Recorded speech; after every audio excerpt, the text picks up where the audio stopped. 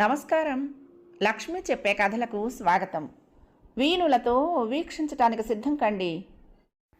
ప్రియ సఖులు, ఇప్పుడు మనం సుప్రసిద్ధ రచయిత శ్రీ సింహప్రసాద్ గారు రచించిన ఓ చక్కటి కథను విందామండి. ఈ కథ మార్చి 2024లో ఆదివారం ఈనాడు పుస్తకంలో ప్రచురింపబడింది. ఇక కథ మొదలు పెట్టేస్తున్నారండి. ఆఫీస్ అయ్యాక దేవాన్షి స్కూటర్ స్టార్ట్ చేస్తూ ఉంటే సాకేత్ గబగబా ఆమె దగ్గరకు వచ్చాడు. తల మీద హెల్మెట్ తీసి పట్టుకుని ఏమిటన్నట్లు చూసింది. మీతో 2 నిమిషాలు మాట్లాడాలి, ఎక్కడైనా కూర్చుందామా ప్లీజ్ అర్థించాడు. ఆఫీస్ పనా అడిగింది. కాదు, పర్సనల్. దేని గురించో కొంచెం క్లారిటీ ఇస్తారా? మీరు, మీ పద్ధతి, మీ డాషింగ్ నేచర్ నాకు బాగా నచ్చాయి. మీకు ఇష్టమైతే మిమ్మల్ని పెళ్లి చేసుకుందాం అనుకుంటున్నాను అన్నాడు.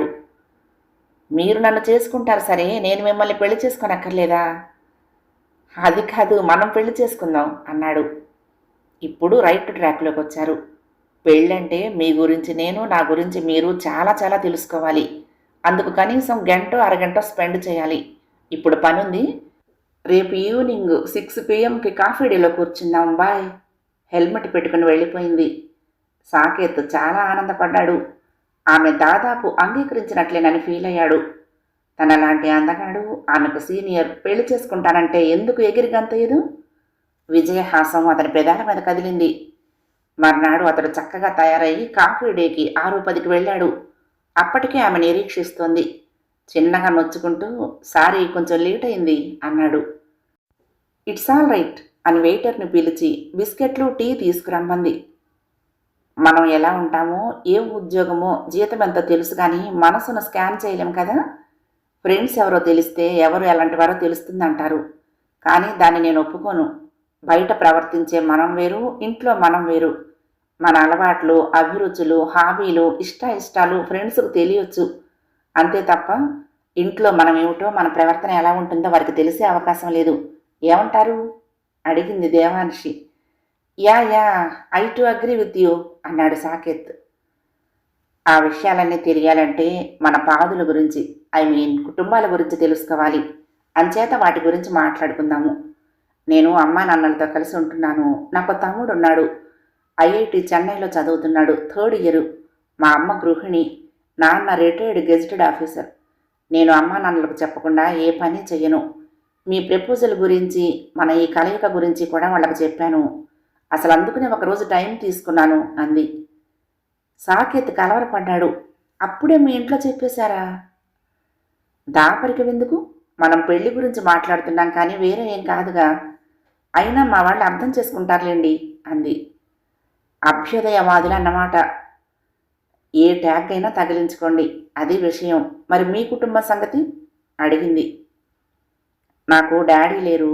5-6 ఏళ్ల క్రితం యాక్సిడెంట్లో చనిపోయారు. మమ్మీ ఉంది. నాకు బ్రదర్స్ కానీ సిస్టర్స్ కానీ లేరు. ఒక్కడినే, నో బ్యాగేజ్. చిన్నగా నవ్వాడు. ఆమె నుదురు చిట్లించేసరికి అతడి నవ్వు మధ్యలోనే ఆగిపోయింది. కానీ అతడిలో ఆత్మవిశ్వాసం పెరిగింది. ఒంట్లోకి ఉత్సాహం ఉరికి వచ్చింది. నేను మా మమ్మీకి చెప్పాల్సిన అవసరం లేదు. నేనేం చేసినా సరైనదే చేస్తానని ఆమె ప్రగాఢ విశ్వాసం. మందహాసం చేశాడు సాకేత్. గుడ్. కుటుంబానికి ఆత్మ అంటే, న్యూక్లియస్ అంటే కేంద్ర బిందువు ఎవరనుకుంటున్నారు అడిగింది. తండ్రి. దురదృష్టవశాత్తు నాకు ఆయన గైడెన్స్ పూర్తిగా దక్కలేదు. నా అన్ని విషయాలు మా మమ్మీ చూసుకుంది అన్నాడు. గ్రేట్. నిజానికి తండ్రి ఇంటి పెద్ద, సంపాదించేవాడు కనుక ఇంటి యజమాని కూడా. ఇప్పుడు ఆ పరిస్థితి కాస్త మారుతుందనుకోండి. కానీ అప్పుడు ఇప్పుడు మారనిది ఒకటే, కేంద్ర బిందువు. నుదురు ముడివేసి చూశాడు సాకేత్. కుటుంబానికి కేంద్ర బిందువు అమ్మ. ఇంటిల్లిపాదికి తలలో నాలుకలా, మనిషికి గుండెకాయలా ఉంటుంది. మన శారీరక, మానసిక, ఆర్థిక సమస్యలన్నిటికీ చక్కని పరిష్కారం అమ్మ దగ్గర ఉంటుంది. కుటుంబ శ్రేయస్సుకు తన జీవితాన్ని అంకితం చేసుకున్న ఏకైక ప్రాణి. ఒక్క మొక్కలో చెప్పాలంటే పడవకు చుక్కాని లాంటిది. ఆ సంగతి నాకన్నా మీకు ఎక్కువ తెలుసుంటుంది అంది. కరెక్ట్. మా డాడీ పాత్ర కూడా మమ్మీయే పోషించింది, నన్ను ఇంతవాణ్ణి చేసింది చెప్పాడు.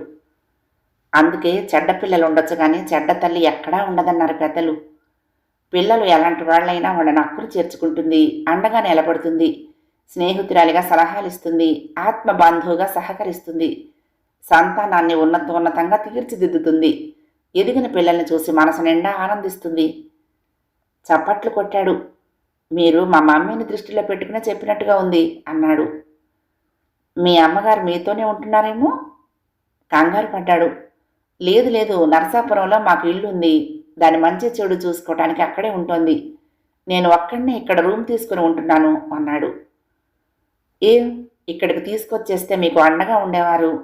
మీరు ఆవిడికి తోడుగా, ఒక బలంగా, ఒక ధైర్యంగా ఉండేవారుగా. ఆహా, అది మా సొంత ఇల్లు. దాన్ని చూడటానికి అయిన వాళ్ళు ఎవరూ అక్కడ లేరు. ఎవరూ శ్రద్ధ చేయకపోతే ఇల్లు పాడైపోతుంది, అందుకని. అంతేనా, లేక కాకెత్తుకుపోతుందనా? నవ్వి అంది. అద్దెకివ్వచ్చుగా, ఇతర ఊళ్ళల్లో ఇళ్ళు ఉన్నవారంతా చేస్తున్నది అదేగా. పాయింటే, నేను అదే చెప్పాను, కానీ మా అమ్మాయి వినలేదు. దగ్గరుండి ఇటుక పేర్చి ఇల్లు కట్టాము, అది ఏమాత్రం పాడైనా భరించలేను అనేసింది. పోనీ పెళ్ళయ్యాక తీసుకొస్తారా? మీకు అభ్యంతరం లేకపోతే తప్పకుండా తీసుకొస్తాను అన్నాడు. అభ్యంతరం ఉంటే తీసుకురారన్నమాట. ఎస్, మీకు అత్తపూరు తెచ్చిపెట్టారని మీరు ఫీల్ అవ్వకూడదు కదా.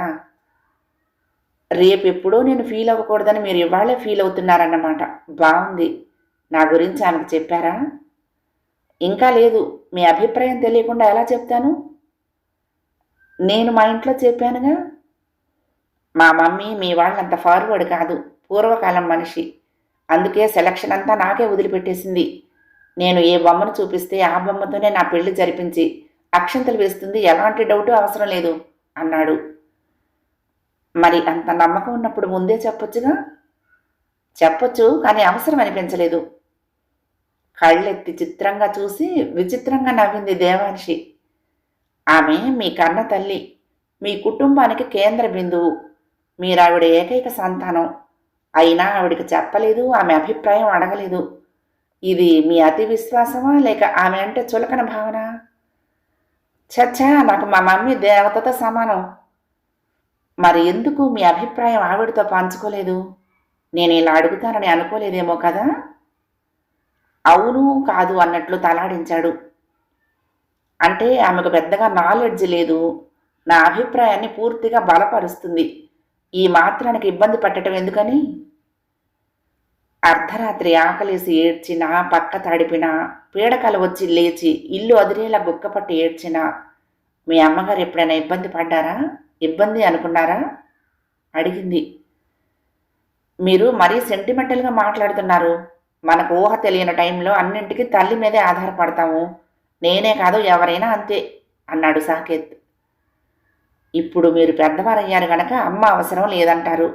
అక్కడెక్కడో సొంత ఇల్లు ఉంది కనుక ఇప్పుడు అక్కడ ఉంచారు.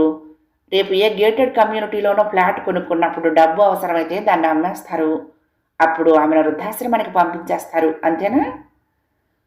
నో, చచ్చినా అలా చెయ్యను. ఇంకో సంగతి, తనేమి నా మీద డిపెండెంట్ కాదు. ఫ్యామిలీ పెన్షన్ వస్తుంది తెలుసా? బాగుందైతే. 190 మంది కొడుకులు అలాగే చేస్తున్నారు కనుక అడిగాను. ఏమీ అనుకోకండి. ఇంకొక సంగతి చెప్పండి. మీ అమ్మగారే లోకంగా పెరిగారు కనుక ఆవిడ గురించి మీకు అన్ని విషయాలు తెలిసే ఉంటాయి, అవునా? మీరు చిత్రంగా మాట్లాడుతున్నారు. మమ్మీ గురించి నాకు తెలియనివి లేనే లేవు. మా మధ్య దాపరికాలు ఉండవు, రహస్యాలు లేవు. మమ్మీకి ఆకాశ నీలం, లేత ఆకుపచ్చ రంగు చీరలు ఇష్టం. బాగా పొంగిన పూరీలు ఇష్టం. బందరు లడ్డూలు ఇష్టమే. మటన్ కర్రీ చాలా చాలా ఇష్టం. ఇప్పటికీ నాగేశ్వరరావు సినిమాలు టీవీలో చూస్తూ ఉంటుంది. ఇంకా అబ్బో, మీకు చాలా తెలిసే. ఆమె అభిరుచులు, ఆకాంక్షలు, కలలు, కోరికలు, ఆశలు, నిరాశలు అన్నీ తెలుసన్నమాట. మందహాసం చేశాడు సాకేత్. అవన్నీ నా చుట్టూతే తిరుగుతాయి. ప్రత్యేకంగా తెలుసుకోవలసిన అవసరం లేదు. నేను తప్ప ఆవిడకు వేరే లోకం లేదు. నా బాగు తప్ప ఆమెకు ఇంకేమీ అక్కర్లేదు. నేను గొప్పవాణ్ణి అయితే చాలు, ఇంకేమీ కోరుకోదు. రోజు దేవుణ్ణి ప్రార్థించేది తన గురించి కాదు, నా గురించే. నేను చల్లగా ఉండాలనే అన్నాడు. చప్పట్లు కొట్టింది దేవాంశి. మీ అమ్మగారు తన జీవితాన్ని పూర్తిగా మీకు అంకితం చేసేశారన్నమాట. తనకంటూ వేరే కలలు, కోరికలు, ప్రత్యేక అస్తిత్వము లేవంటారు. Yeah, damn sure. అంత ఖచ్చితంగా చెప్తున్నారు. మీరు ఎప్పుడైనా అడిగారా? అడగకుండానే కొన్ని తెలుస్తాయి. పొరపడుతున్నారేమో, పోనీ ఇప్పుడు ఫోన్ చేసి అడగకూడదు అంది. ఎంబరాసింగ్గా చూశాడు. మనం ఒకరిని గురించి మరొకరం తెలుసుకోవటం మానేసి పక్కదారుల్లో తిరుగుతున్నాము. అవన్నీ ఇప్పుడు అవసరమా అన్నాడు. అవసరమని నా అభిప్రాయం. చాలామంది పిల్లలు మీలాగే అనుకుంటారు, ఆలోచిస్తారు. అమ్మ మనసు లోతుల్లో ఏ ఆశ, ఏ అసంతృప్తి, ఏ భావన, ఏ కళ, ఏ కోరిక ఉందో భర్తే కాదు పిల్లలు పట్టించుకోరు. మీకు మీ అమ్మగారితో అటాచ్మెంట్ ఎక్కువ గనక మీరు మినహాయింపు అవుతారేమో అనుకున్నాను. కానీ ఘోరంగా పొరపడ్డాను. మీకు మీ స్వార్థమే తప్ప ఆవిడ లోపల విషయాలు అనవసరం, అంతేనా అంది. మామూలు గృహిణికి కుటుంబం కన్నా, పిల్లల సుఖ సంతోషాల కన్నా వేరే కలలు కోరికలు ఉండే అవకాశం లేవు. మా మమ్మీకి అసలే ఉండవు అన్నాడు. ఉండవా, ఉండకూడదా? ఉండవు. ఉన్నాయేమో కనుక్కుంటే. కనుక్కోవచ్చు, దానికేం భాగ్యం? భాగ్యమేనని స్వానుభవంతో తెలుసుకున్నాను కనుక, మా అమ్మా నాన్నల మనసుల్ని తవ్వి చూశాను కనుక ఆగింది. ముందుకు వంగి కుతూహలంగా చూశాడు సాకేత్. అమ్మకు చిన్నప్పటి నుంచి చక్కగా గొంతెత్తి పాడటం ఇష్టం, కమ్మగా పాడేది. కానీ ఇంట్లో వాళ్ళు ప్రోత్సహించలేదు సరికదా. కూటికి గుడ్డకు రావంటూ నిరుత్సాహపరిచారు. బాత్రూంలో అదైనా లో గొంతుకుతో తప్ప మరెక్కడా పాడటానికి వీలుండేది కాదు. ఆ సంగతి తెలిసి నేనేం చేశానో తెలుసా? ఆమె చేత ఆమె నేర్చుకున్న స్త్రీల పాటలన్నీ పాడించి యూట్యూబ్లో పెట్టాను. దానికి చాలా మంచి స్పందన వచ్చింది. మా అమ్మ ఆనందానికి అవధులు లేకపోయాయి. అతి త్వరలో ఎవరైనా సంగీత దర్శకుడి ఆధ్వర్యంలో అమ్మ చేత జానపద గీతాలు పాడించి రికార్డుగా రిలీజ్ చేద్దామనుకుంటున్నాను. ఊపిరి తీసుకోవడానికి అన్నట్లు ఆగిందామే. ముఖం ముడుచుకుని నీళ్లు నములుతూ చూస్తూ ఉండిపోయాడు సాకేత్. ఇంకోటి కూడా చెప్పాలి. మా నాన్న పుస్తకాల పురుగు. టీవీలో ఇండియా పాకిస్తాన్ క్రికెట్ వస్తున్నా సరే ఒక పుస్తకం పట్టుకొని బాల్కనీలో కూర్చుని అందులో మునిగిపోతారు. రిటైర్ అయ్యాక కథలు రాయమని ప్రోత్సహించాను, కానీ ఆయన వినలేదు. పెద్ద పెద్ద వాళ్ళందరూ రాస్తూ ఉంటే నా పిచ్చి రాతలు ఎవరు చదువుతారు అనేవారు. ఆ మాటల వెనుక అపజయం భయం ఉందనిపించింది. అందుకే రూటు మార్చి ఆయన ఆత్మకథ రాయమన్నాను. ఆయన బాల్యాన్ని, నాటి సాంఘిక, ఆర్థిక, రాజకీయ పరిస్థితుల్ని, తర్వాత ఎదురైన ఆటుపోట్లని, వైవాహిక కుటుంబ జీవితాల్లోని ఒడిదుడుకులని, ఉద్యోగ పర్వంలోని సాధక బాధకాలని భావితరాల కోసం రికార్డు చేయమన్నాను. ఆయనకు ఇంగ్లీష్ మీద మంచి కమాండ్ ఉండటంతో ఆ భాషలో ఒక నవలలా రాశారు. అది ఒక ఆన్లైన్ మ్యాగజైన్లో సీరియల్గా వచ్చింది. ప్రశంసలు కురిశాయి. ఇప్పుడు అలవోకగా కథలు రాసిస్తున్నారు చెప్పింది. చప్పట్లు కొట్టడానికి చేతులు కలిసి రాకపోయేసరికి అభినందనపూర్వకంగా చూశాడు సాకేత్. మీరు మంచి కెటలిస్ట్ అన్నాడు. అడగందే అమ్మైనా పెట్టదు అంటారు. అమ్మ పెట్టడానికి మనం అడగక్కర్లేదు. మనం నోరు తెరవకుండానే మన ఆకలి అమ్మకు తెలిసిపోతుంది.